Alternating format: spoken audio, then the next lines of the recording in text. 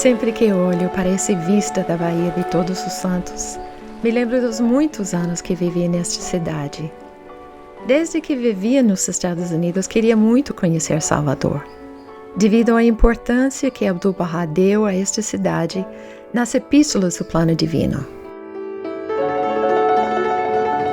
Visitai especialmente a cidade da Bahia, na costa oriental do Brasil. Em anos passados, essa cidade foi batizada pelo nome Bahia, e isso foi, sem dúvida, pela inspiração do Espírito Santo.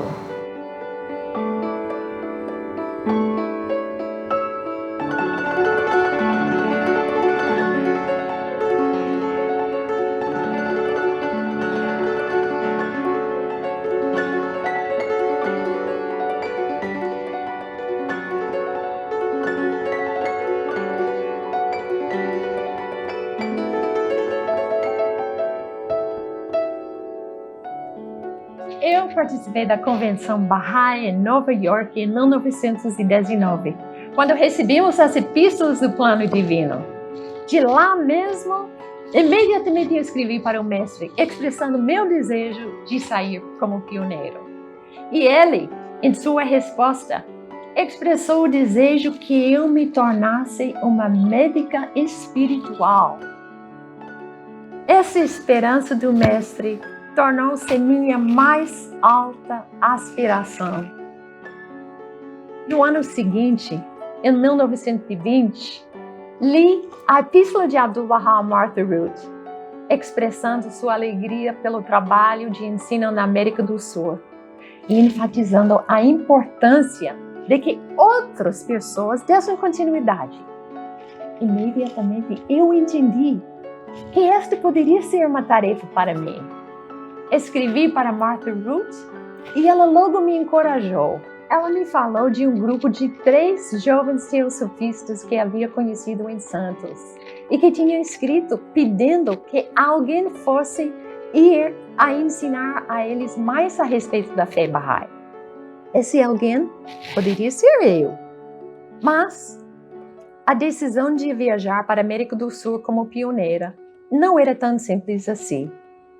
Meus parentes e amigos ficaram apreensivos e começaram a me apontar os perigos de uma jovem ir sozinha para tão longe. Tão longe realmente, sem aviões, sem rádios, com poucos navios. Grande parte do Brasil ainda era floresta virgem e não conhecia ninguém. Nem falava uma palavra de português. Era simplesmente um salto no escuro. Senti minha decisão enfraquecer. Foi quando surgiu um serviço social no norte do estado de Nova York e tive a ideia de ir a Montreal para consultar com minha querida amiga May Maxwell. Quando cheguei lá, May estava acamada, muito doente. Mas, a saber da situação, sentou-se na cama e, em tons retumbantes que ainda ressonam na minha memória, disse: "Leonora, o que você está esperando? Vá!" E eu respondi: "Pegarei o próximo navio." E assim eu fiz. Eu tinha economia suficiente para pagar uma passagem de 2ª classe e viver num hotel somente por uns 3 semanas. Sabia que meu pai iria me enviar dinheiro para voltar se precisasse, mas nenhum centavo para ficar mais tempo na América do Sul. Para minha alegria, Martha Root foi a Boston. E tivemos horas preciosas juntos, orando, conversando no saguão do hotel. Depois, com sua maravilhosa generosidade, Martha me mandou um enorme baú, suficientemente grande por todos os meus livros, contendo muitas coisas, como talheres, roupa de cama, até mesmo um pequeno tapete e outros presentes ainda mais preciosos. Entre eles, um fio de cabelo de Baha'u'lláh. Em 15 de janeiro de 1921, embarquei em Nova York no SS Vasari. Meu primeiro contato com o Brasil foi feito nesse navio, na pessoa de uma jovem brasileira, Aida Ames, que retornava ao Brasil depois de passar 2 anos nos Estados Unidos. Aida me deu minha primeira lição de português.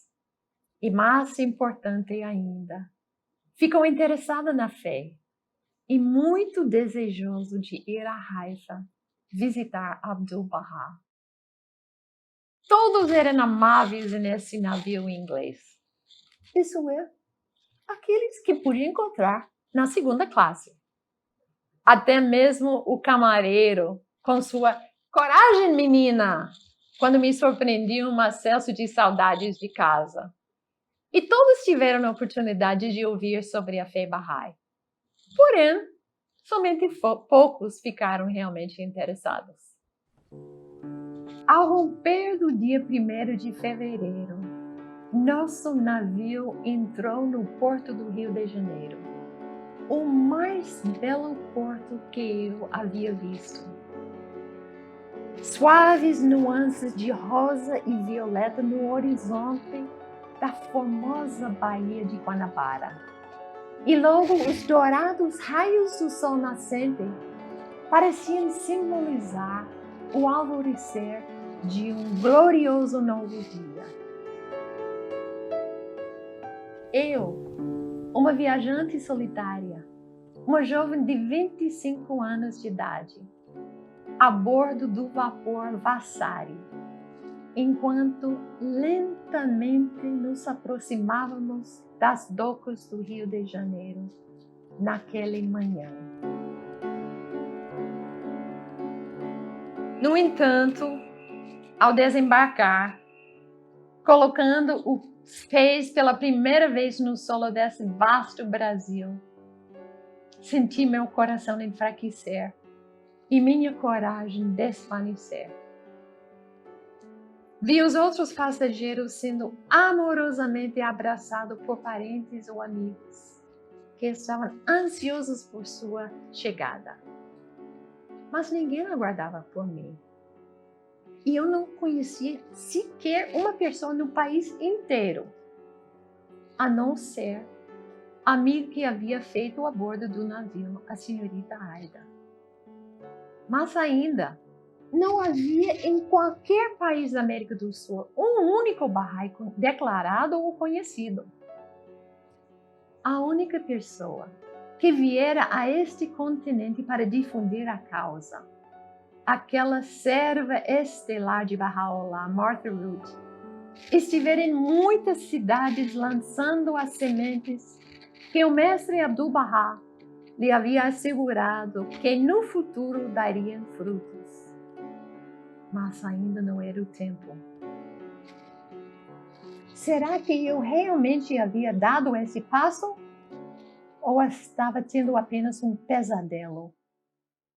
O que eu poderia, afinal, ter a esperança de fazer nesta terra estranha, de língua e costumes diferentes, sozinha, sem recursos ou prestígio ou qualquer outra coisa? Como poderia ganhar a vida e me dedicar à difusão da causa? Lembrei-me então que não estava sozinha, pois havia vindo em resposta ao chamado de Abdu'l-Bahá. E não havia ele prometido que quem se levantasse para servir sua causa, não importando a fraqueza ou aparente falta de recursos, seria sustentado pelo poder do Espírito Santo?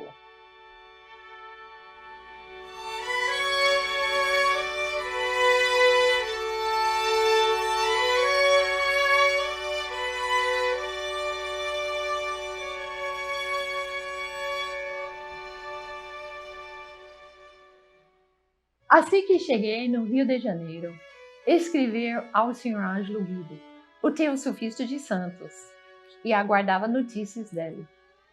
Minha amiga Aida me ajudou a encontrar acomodações adequadas, o que não foi fácil, pois não era costume uma jovem de bom caráter viajar sozinha. E para piorar as coisas, era véspera de carnaval. Aida até insistiu em ficar comigo no hotel, por sua própria conta, até que recebesse uma resposta de Sr. Guido. Enquanto eu esperava notícias de Santos, e como minhas reservas monetárias estavam minguando, Aida procurou encontrar alunos de inglês para mim, mas não tive sucesso.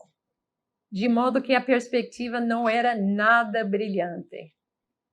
Buscamos um hotel mais barato, mas mesmo assim eu não poderia esperar muito tempo. E a cada dia minha preocupação aumentava. No entanto, após 12 dias de ansiosa espera, finalmente chegou o telegrama que me dizia para ir a Santos.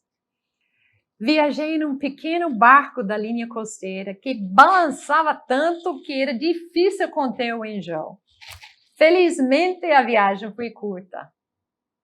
Bem, uma jovem americana viajando sozinha num barco brasileiro era algo muito curioso naquela época. E os passageiros do pequeno barco tentavam, um após o outro, descobrir qual era a minha missão.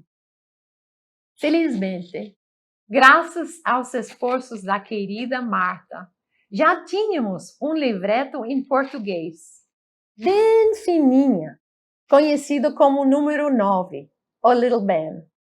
E ele veio me socorrer na minha tentativa de conversar com as pessoas durante essa primeira viagem em um navio brasileiro.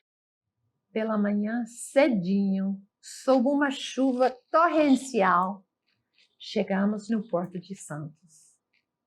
Vi todos os passageiros desembarcaram, serem afetuosamente abraçados por seus parentes e amigos e aos poucos desapareceram.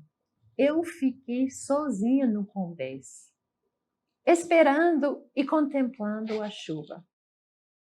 E se esse Ângelo Guido não aparecesse? Afinal, para mim, ele era apenas um nome.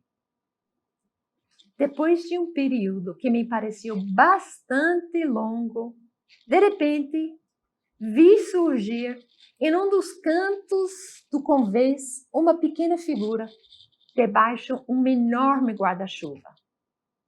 Ele me olhava por debaixo da guarda-chuva como se ele achasse que eu deveria ser a pessoa que ele procurava. E, de fato, era. A residência de Ângelo Guido era extremamente modesta. Numa rua residencial de classe média, longe do centro da cidade. Assim que entramos, vi sua jovem esposa, de descendência portuguesa, sentada ao lado de uma longa e estreita mesa de jantar, coberta por uma toalha vermelha, infestada de moscas. Inicialmente, ela me pareceu um tanto fria, mas foi polida. Meu pequeno e despojado quarto, ao lado da cozinha, sem nenhum conforto, e também a comida, indescritivelmente pobre, eram diferentes de tudo o que eu já conhecera. Mas isso não me parecia muito importante. Nem mesmo o fato de que eu, em vez de ensinar latim numa seleta escola particular, como Walnut Hill, de Nantucket, Massachusetts, eu iria trabalhar na contabilidade de uma agência e oficina da Ford. E teria que dar aulas de inglês toda manhã cedo e 3 horas à noite, além de trabalhar uns 8 ou 9 horas durante o dia. e só para dar conta das despesas do quarto e das refeições. E mesmo assim, não seria o suficiente para pagar as quatro passagens de ida e volta para o trabalho. Foram meses difíceis. Para alguém que não entendia nada do trabalho de guardar livros, o trabalho do escritório era um pesadelo. Especialmente porque incluía atender o telefone, através do qual o português parecia ainda mais difícil de se entender.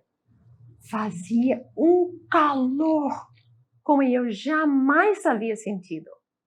E juntamente com uma dieta inadequada, fazia que o simples ir e voltar a pé na hora do almoço, sob o sol escaldante do meio-dia, fosse como uma provação.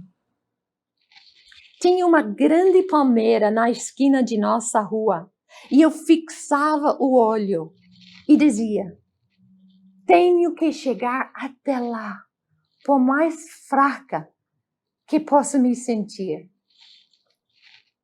Somente tarde à noite, após minha última aula, podia me recolher ao meu canto, quando a família já estava dormindo, para estudar gramática portuguesa e traduzir até altas horas da noite. Algumas vezes era difícil não ter sérias dúvidas quanto à sabedoria do passo que eu havia dado.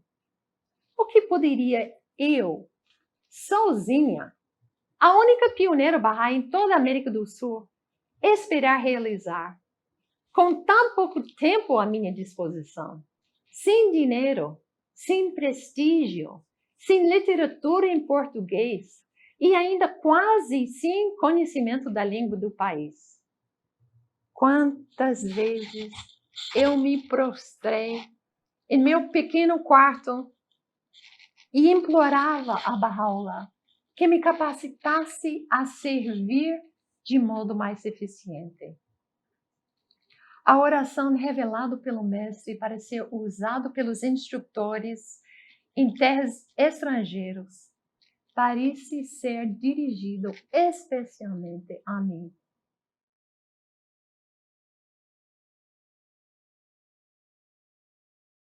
Oh Deus, implorava, tu me vês, confiando em ti, tendo abandonado repouso e conforto, um estranho prostrado na calada da noite suplicando-te, que me ajudes a exaltar tua palavra.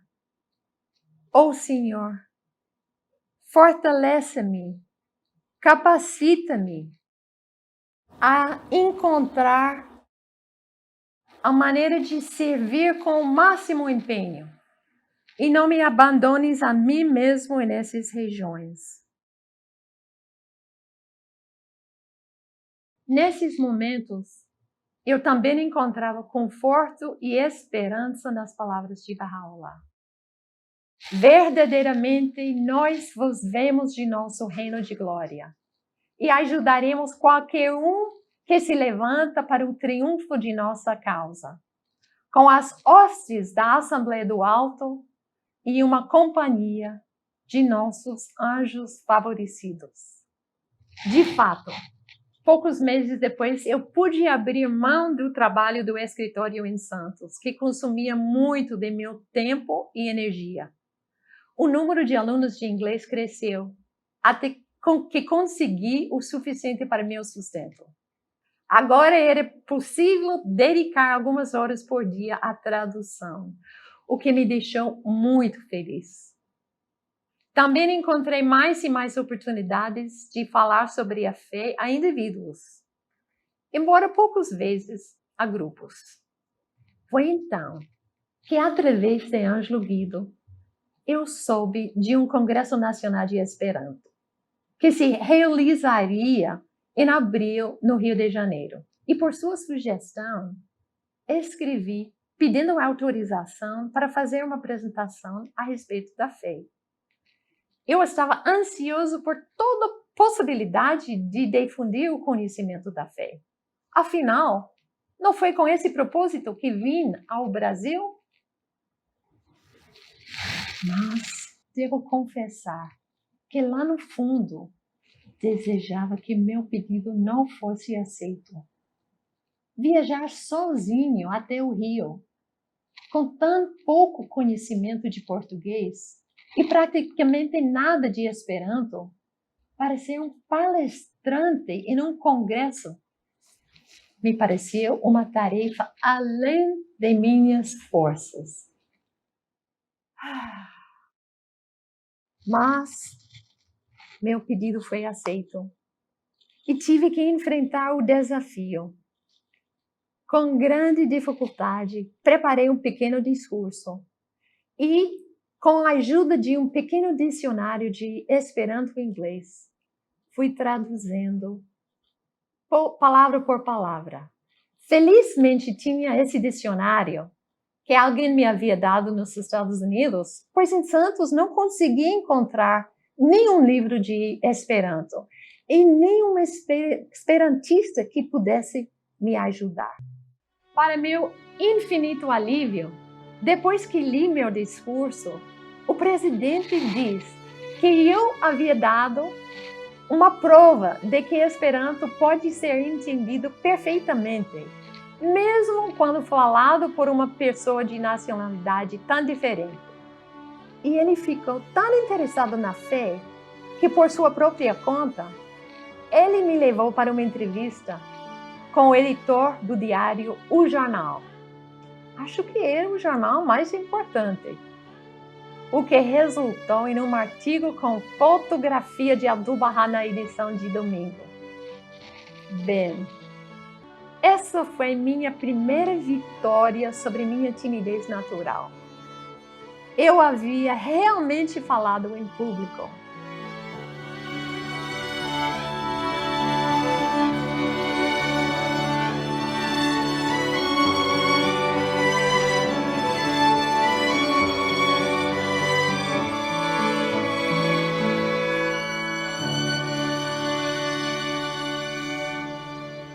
Apenas 3 meses depois de minha chegada ao Brasil, recebi a notícia do passamento de minha querida avó materna.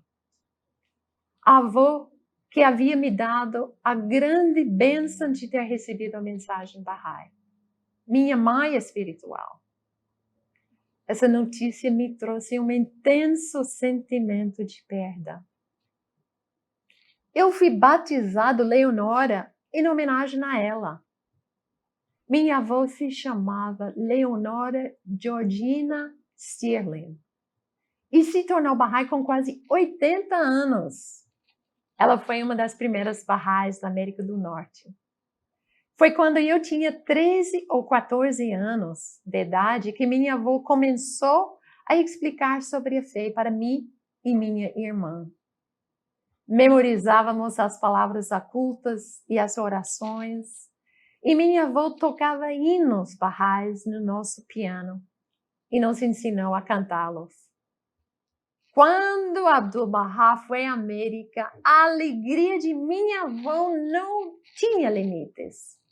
Ela assistiu às reuniões públicas na cidade de Nova York e também tive encontros particulares com Abdu'l-Bahá, num dos quais ele prendeu uma grande rosa branca no seu casaco. Que grande bênção! Poucos meses após o falecimento de minha querida avó, minha tristeza foi ainda mais profunda diante do passamento do mestre. Parecia quase impossível acreditar de que, afinal, eu jamais teria a possibilidade de vê-lo nesta vida. A epístola que Abdu'l-Bahá havia revelado para mim em junho daquele ano, pouco antes de seu passamento, foi uma fonte de encorajamento e inspiração durante toda a minha vida. Nela, Ele me chamou de arauto do reino e fez maravilhosas promessas para o povo do Brasil. Ele disse: esta Assembleia Celestial crescerá dia após dia. Os amigos inebriados terão mais arrebatamento e êxtase. Começarão a romper em melodias e harmonias e erguerão a canção que atingirá a Assembleia Suprema e regozijará e alegrará os santos. Lembro-me de um certo dia, sombrio e nublado, enquanto caminhava por uma longa e mal cuidada rua, e tive a súbita onda de percepção ao vislumbrar à distância uma cruz dourada que coroava a torre de uma igreja. Pensei nos primeiros cristãos que eram tão poucos, fracos e sem prestígio aos olhos do mundo. E, no entanto, permaneceram firmes, destemidos diante dos perigos e vicissitudes, sabendo que, através do poder do Espírito Santo, a cruz triunfaria. No primeiro ciclo da era cristã, ao observador casual, sem dúvida, pareceria impossível que o símbolo da fé de um punhado de pessoas humildes pudesse, depois de quase 2000 anos, coroar torres de igrejas no outro lado do mundo. E hoje, nós Baha'is, embora comparativamente tão poucos e fracos aos olhos do mundo, devemos ter aquele mesmo ardorosa convicção de que nossa causa triunfará pelo poder do Espírito Santo.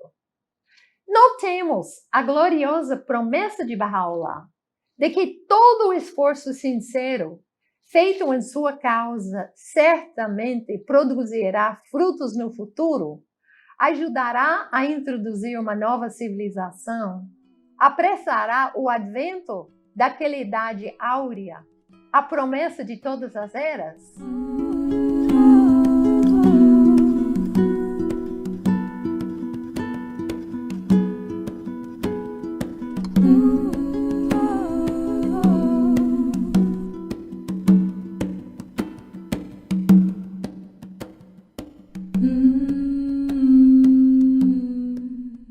Pouco de importante aconteceu naquele primeiro ano em Santos.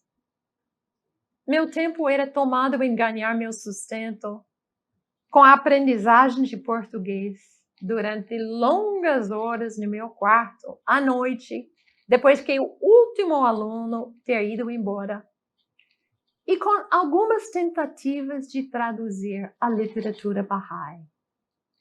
Agora eu entendia por que na universidade eu havia sido orientado a me especializar em latim.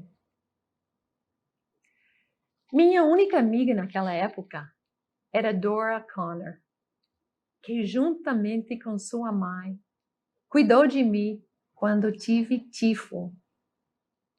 Ela me cedeu seu quarto durante 4 semanas e não permitiu que eu fosse levado para o hospital geral, para onde se dizia que as pessoas iam somente para morrer. Fiquei extremamente fraca e também muito preocupada com a dívida decorrente da doença.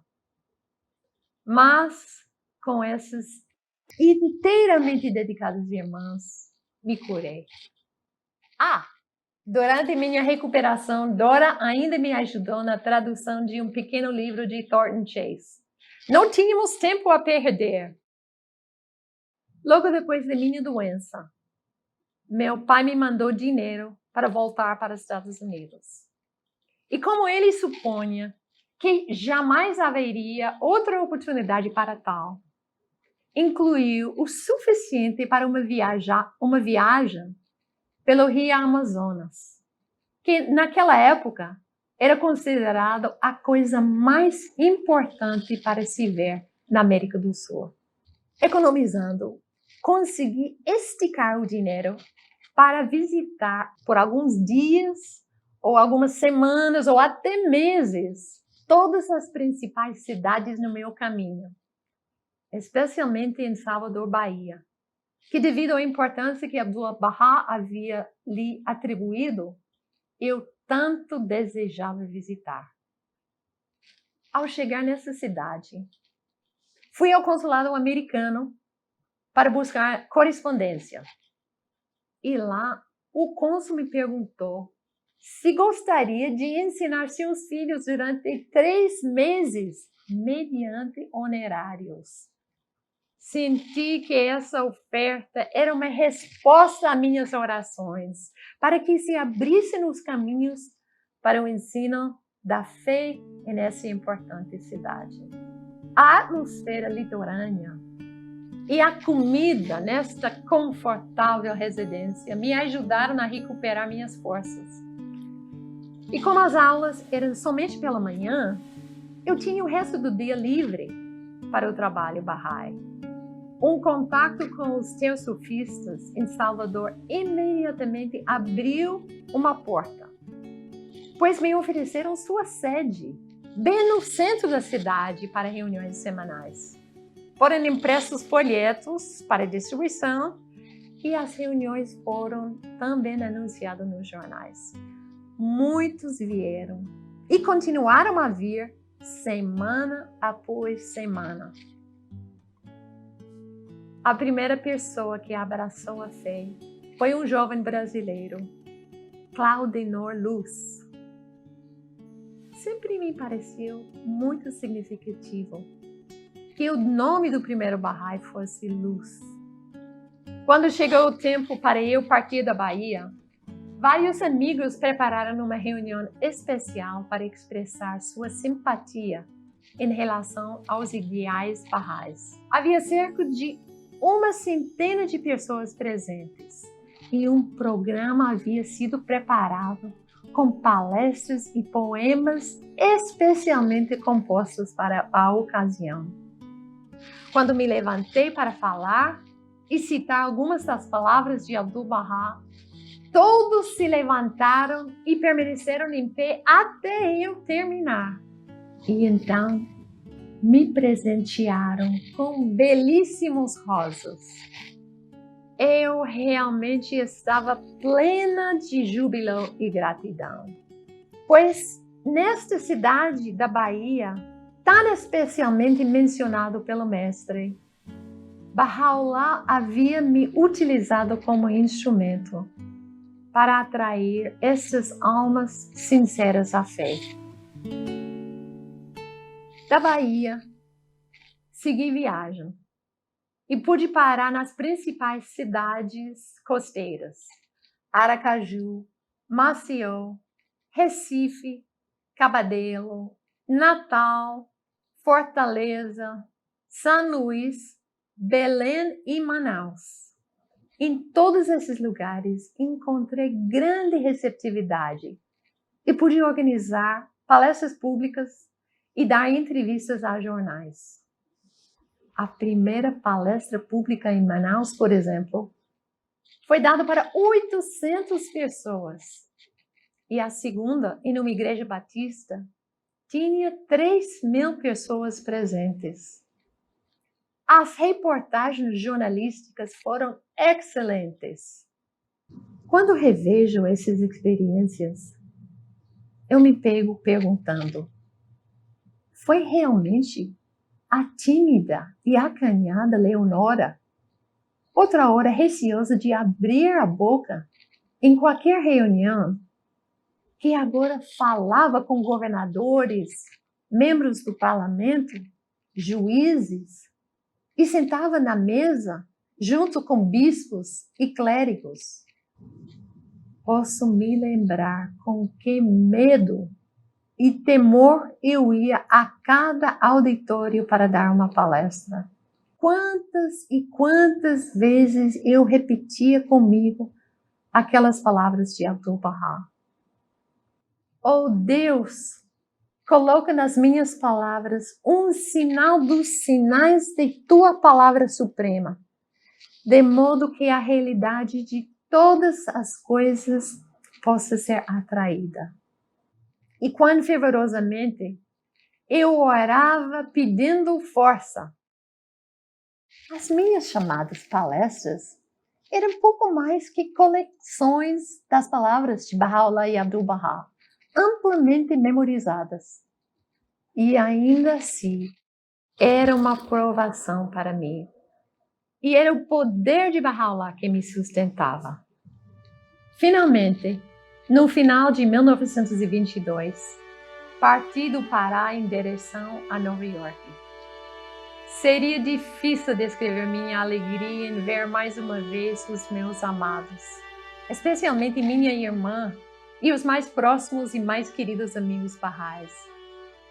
Durante todo o ano que eu passei nos Estados Unidos, sempre aproveitei toda a oportunidade de estar com eles.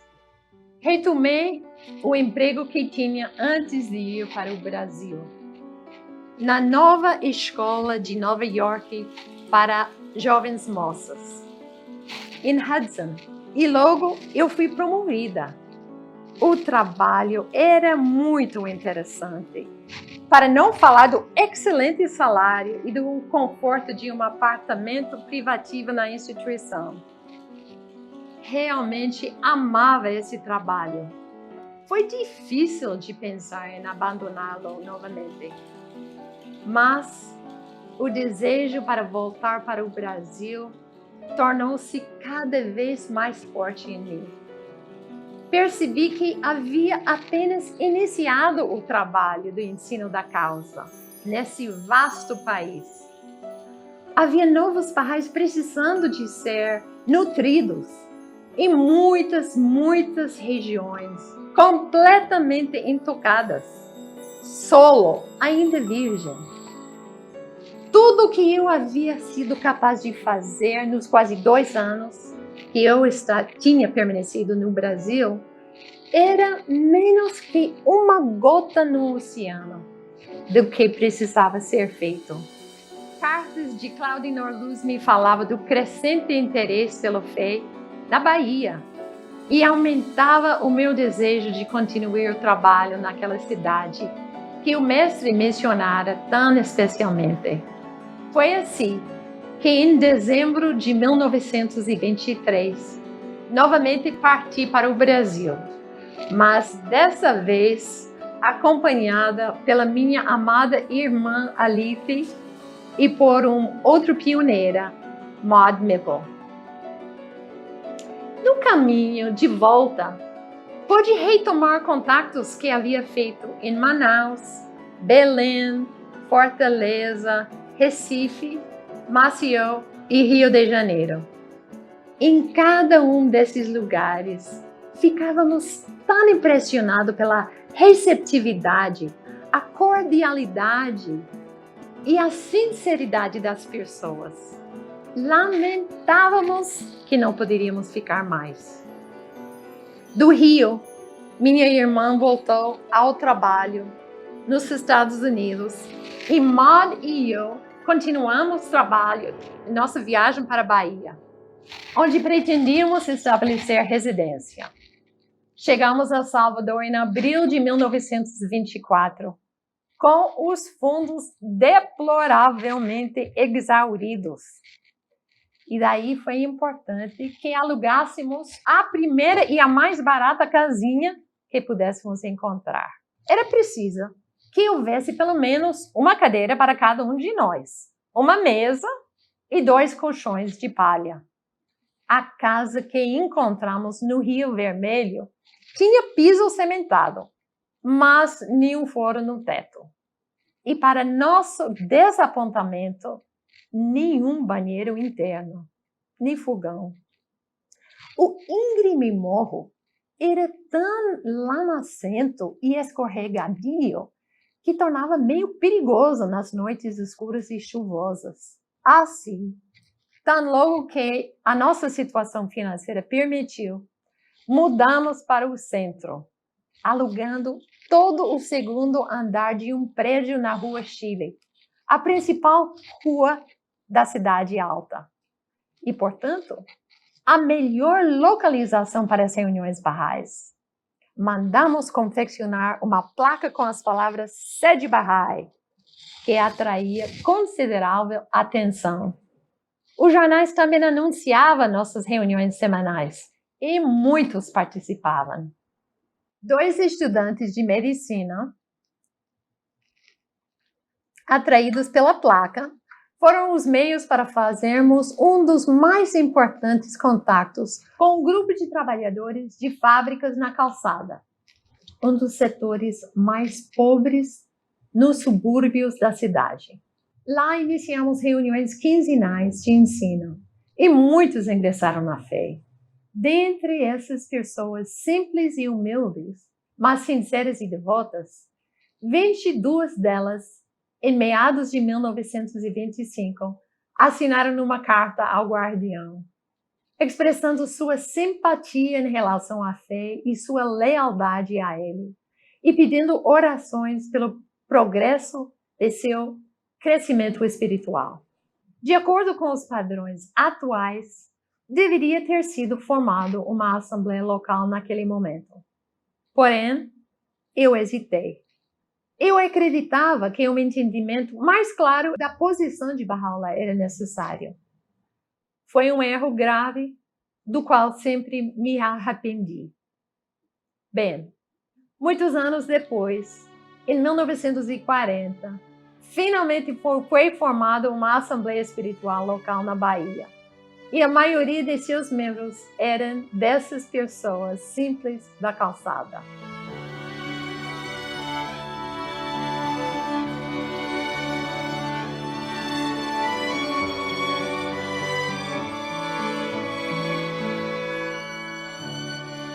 Mas as vitórias eram seguidas de crises e de dificuldades.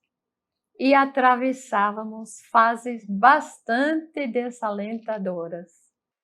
Quando o comparecimento às nossas reuniões diminuía, e organizações locais que antes nos apoiavam pareciam perder o interesse.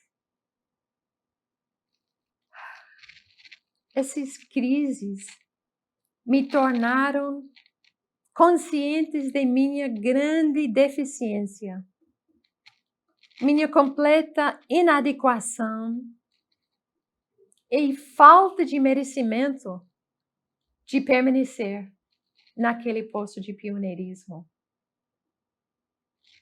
O guardião me escreveu explicando que em todo trabalho pioneiro o início é difícil e os resultados surgem muito lentamente.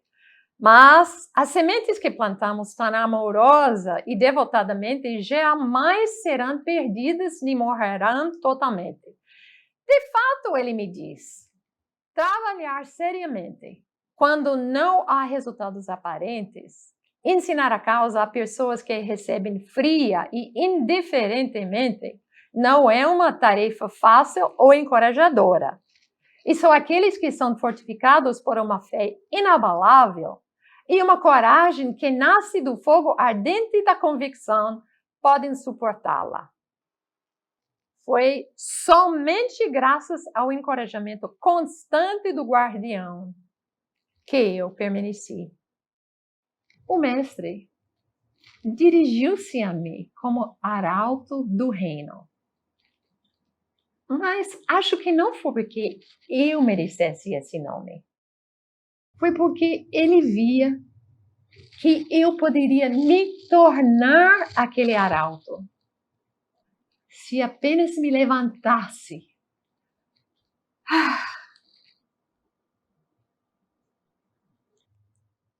Tenho consciência de que minha insegurança tinha raízes profundas na minha infância.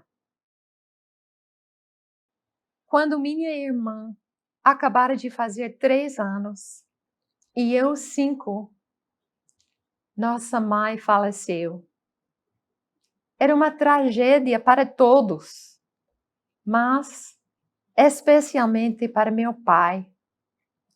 ele ficou completamente desorientado.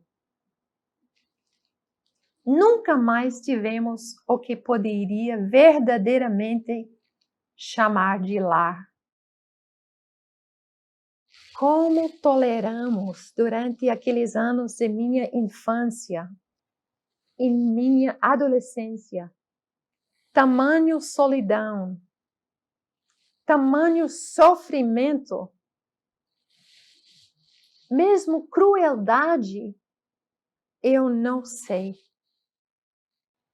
Aconteceram alguns acidentes causados pela negligência de meu pai ou pelo abuso de álcool. E por pouco escapamos de sermos feridos seriamente, ou mesmo de morrermos.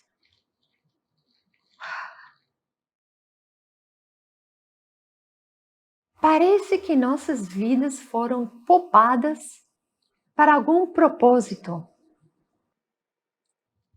Posso me lembrar quando ainda bem criança, com frequência à noite, antes de ir me deitar, ajoelhava-me ao lado da cama e, agoniada, implorava a Deus com toda a intensidade de meu ser que nos deixasse sentir sua presença, sua proximidade, sua proteção.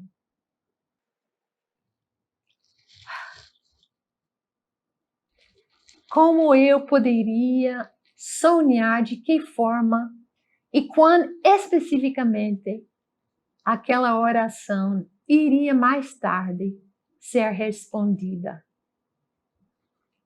Oh, como sou profundamente grata a Baha'u'lláh por todo o guia e amparo que sempre recebi. Inicialmente pelo próprio mestre Abdu'l-Bahá, através de suas epístolas, em seguida pelo guardião, e depois pela amada Casa Universal de Justiça. Muitos tentaram descrever o amado guardião. Eu não o farei. Apenas digo que quando eu estive em peregrinação na Terra Santa, fiquei maravilhada e completamente dominada pela majestade espiritual de sua presença, seu amor e sua pureza. No 9º dia da peregrinação, o dia de minha partida, a folha mais sagrada estava sentada perto da porta e eu me ajoelhei diante dela em prantos, enquanto ela, gentil e amavelmente, afagou minha cabeça. Shoghi Effendi estava em pé ao lado de fora, esperando para dizer adeus. Ele me disse: quando retornar à Bahia, lembre-se que o trabalho de importância primordial é o ensino direto. Segundo em importância é a tradução. E terceiro, o serviço social, se tiver tempo para ele. Veja bem, o trabalho de importância primordial é o ensino direto. E depois, ele colocou nas minhas mãos um pequeno frasco de essência de rosas para ungir os verdadeiros crentes do Brasil.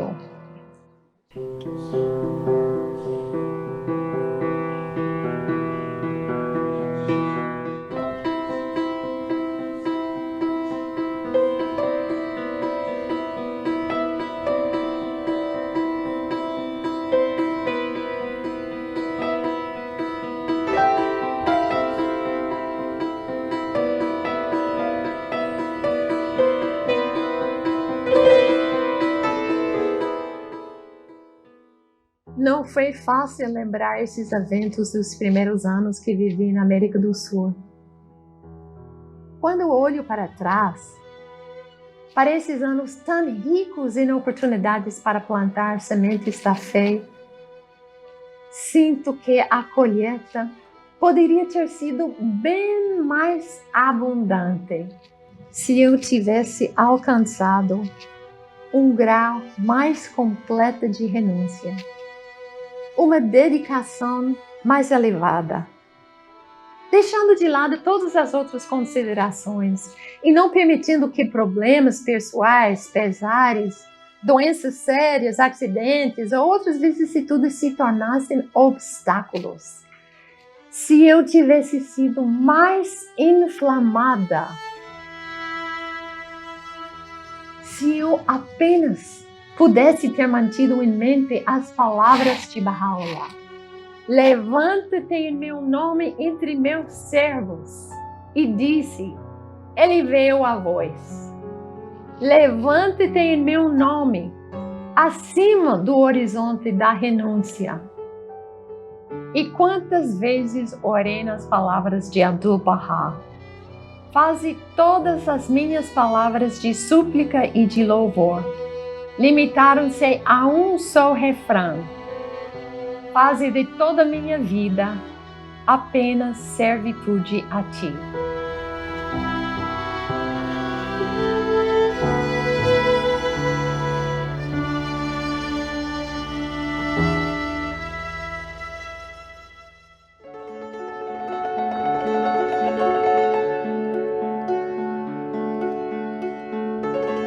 É uma alegria ver pelo menos o começo do cumprimento daquelas palavras de Abdu'l-Bahá em sua epístola a Martha Root em 1920.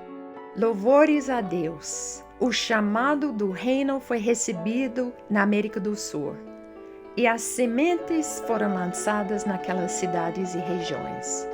Certamente, o calor do sol da realidade, a chuva da graça eterna e a brisa do amor de Deus as fará germinar. Sei confiante. E quão feliz me sinto ao recordar as palavras que o amado guardião dirigiu-se a mim tantos anos atrás. Lembre-se que seguramente o tempo virá quando a Bahia e todo o Brasil alegremente responderá e universalmente reconhecerá o chamado de Ya Baha'u'lláh. Em 1922, o dedicado Caldenor Luz se torna o primeiro Bahá'í do Brasil. 40 anos mais tarde, foi eleita a primeira Assembleia Nacional do Brasil, para uma população de milhares de crentes. E hoje, mais de 14 mil pessoas estão envolvidas em atividades Bahá'ís em 200 comunidades de todo o país. Leonora foi mencionada em mais de 500 artigos de jornais e traduziu 34 livros para o português, 2 para o espanhol e 4 para o braille. Após uma vida de trabalho incessante, Leonora parte deste mundo em 1980, aos 85 anos. Nossa pioneira, pela vida inteira, Leonora Armstrong, Leonora Armstrong, mãe espiritual, palavra do reino, Leonora Armstrong, Leonora Armstrong. As sementes foram lançadas naquelas cidades. O calor do sol e a brisa do amor farão germinar esta Assembleia Celestial crescerá em melodias que alegrarão todos os santos. Nossa pioneira, pela vida inteira, Leonora Armstrong, Leonora Armstrong, mãe espiritual, alta do reino, Leonora Armstrong, Leonora Armstrong. Dia virá em que a Bahia e todo o Brasil alegremente reconhecerão Baha'u'lláh. Louvores a Deus, o chamado foi recebido. Fazem de todas essas palavras um só refrão.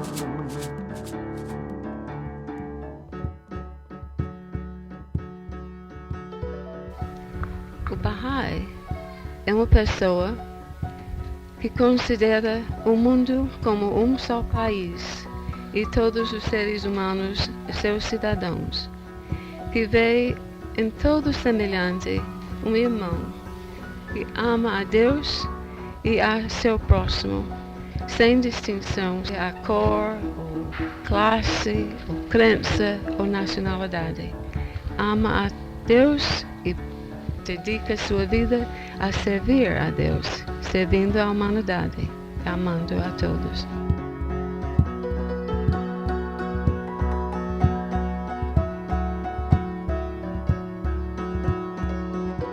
E qual a finalidade da sua visita? A finalidade é difundir a mensagem de Baha'u'lláh.